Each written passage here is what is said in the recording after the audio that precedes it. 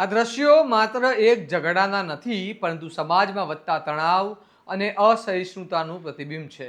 જ્યાં પ્રેમ લગ્ન જેવા વ્યક્તિગત નિર્ણય હવે બે સમાજ વચ્ચેના અથડામણનું કારણ બની રહ્યા છે. બનાસકાંઠા જિલ્લામાં ચૌધરી અને રબારી સમાજ વચ્ચે સર્જાયેલા આ તણાવે હવે હિંસક રૂપ ધારણ કરી લીધું છે. અને પ્રશ્ન એ છે કે શું વ્યક્તિગત જીવનના નિર્ણયોને હવે સમાજની મંજૂરી વગર સ્વીકારવામાં આવશે કે નહીં? આખરે શું છે આ સમગ્ર મામલો? આવો વિગતે વાત કરીએ આ અહેવાલમાં.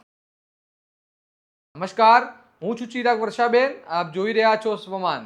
પ્રેમ લગ્ન બાદ દીકરીને પરત લાવવાની હોડ હવે ધીમે ધીમે ગંભીર કાયદાકીય ગુનાઓ અને રાયોટિંગ સુધી પહોંચી રહી છે, જે સમાજ માટે ખૂબ જ ચિંતાજનક સંકેત છે. અને આ સમગ્ર મામલો એક વર્ષ પહેલાં શરૂ થયો, ત્યારે ભાભર વિસ્તારના રૂણી ગામની ચૌધરી સમાજની યુવતીએ રબારી સમાજના યુવક સાથે પ્રેમ લગ્ન કર્યા હતા. હાલ આ દંપતીને એક સંતાન પણ છે, પરંતુ છેલ્લા કેટલાય દિવસોથી સોશિયલ મીડિયામાં વિડીયો વાયરલ થતા આ મુદ્દો ફરી ગરમાયો અને બંને સમાજ વચ્ચે તણાવ વધ્યો. આ તણાવ એટલો વધ્યો કે ચૌધરી સમાજ દ્વારા મહાપંચાયત યોજાઈ, જેમાં દીકરીને પરત લાવવાની માંગ ઉઠી. અને આ મહાપંચાયત બાદ પરિસ્થિતિ વધુ બગડી. ચૌધરી સમાજના લોકો ડીસા રાધનપુર હાઈવે પર ઉતરી આવ્યા અને રોડ બ્લોક કરીને વિરોધ નોંધાવ્યો. ત્યારબાદ ટોળું ઉણગામ તરફ આગળ વધ્યું, જ્યાં યુવતીએ લગ્ન કર્યા હતા અને ત્યાં પહોંચી બંને સમાજ સામસામે આવી ગયા. આ દરમિયાન પરિસ્થિતિ બેકાબૂ બની ગઈ અને બંને પક્ષ વચ્ચે અથડામણ શરૂ થઈ ગઈ.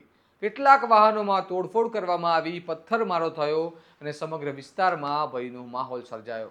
ઘટનાના વિડીયો સોશિયલ મીડિયામાં વાયરલ થતાં લોકોમાં વધુ ચિંતા ફેલાઈ છે. પરિસ્થિતિને કાબૂમાં લેવા માટે પોલીસ તાત્કાલિક એક્શનમાં આવી. ડીવાયએસપી અને પીઆઈ સહિતનો મોટો પોલીસનો કાફલો ઘટના સ્થળે પહોંચ્યો અને ટોળાને વિખેરવાનો પ્રયાસ હાથ ધરાયો છે. આ સમગ્ર ઘટનાએ હવે એક મોટો સામાજિક પ્રશ્ન ઊભો કર્યો છે. શું પ્રેમ લગ્ન જેવી વ્યક્તિગત બાબત હવે સમાજ વચ્ચેના સંઘર્ષનું કારણ બની જશે? અગાઉ ગાયિકા કિંજલ રબારીના લગ્ન મુદ્દે પણ વિવાદ સર્જાયો હતો અને હવે ફરી એકવાર એ જ પ્રકારની સ્થિતિ સામે આવી છે, જે દર્શાવે છે કે સમાજમાં આ મુદ્દો હવે સંવેદનશીલ બનતો જઈ રહ્યો છે. હવે સૌથી મોટો સવાલ એ છે કે શું સરકાર અને તંત્ર આવા મામલાઓમાં સમયસર હસ્તક્ષેપ કરશે કે પછી આવી ઘટનાઓ વધતી જ જશે? જો સમયસર અને સખ્ત કાર્યવાહી નહીં થાય તો આવનારા સમયમાં આવી ઘટનાઓ વધુ ઉગ્ર બની શકે છે અને સમાજ વચ્ચેના સંબંધો વધુ ખરાબ થઈ શકે છે. અંતે એક વાત વિચારવાની છે: વ્યક્તિગત જીવનના નિર્ણયોનો આદર થવો જોઈએ કે સમાજની પરંપરાઓને પ્રાથમિકતા આપવી જોઈએ? આ મુદ્દે તમારું શું મંતવ્ય છે? અમને કમેન્ટ કરીને જણાવો.